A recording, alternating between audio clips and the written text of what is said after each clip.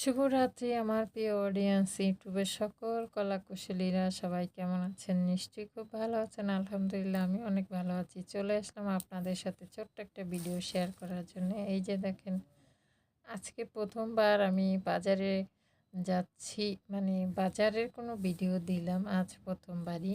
কিন্তু আমি কখনোই বাজারের কোনো ভিডিও দেই না, আসলে সেভাবে করা হয়ে ওঠে না ভিডিও। কারণ কি, মাছের বাজারে গেলে মানে মাছ টাছ দেখি ধরে, তারপরে আবার কেনাকাটা করি, তো যার কারণে একা একা যাই বাজার করতে, যার কারণে মোবাইল হ্যান্ডেল করাটা মনে হয় কি অনেক কষ্টকর হয়ে যায় যদি হাত থেকে পড়ে যায়, কিংবা যদি কেউ থাপা দিয়ে নিয়ে যায়। বাজারে তো অনেক ভিড় থাকে, তো সেই জন্য আসলে আমি বাজারের ভিডিওটা এখনও পর্যন্ত করি না।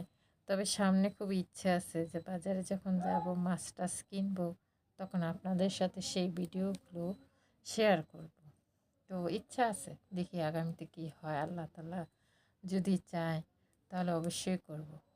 তো দেখেন, দুই সাইডে সব ফল টল নিয়ে আসে, অনেক ভালো লাগে দেখতে। কাঁচামরিচগুলো খুব সুন্দর দেখাচ্ছে, মিষ্টি আলু।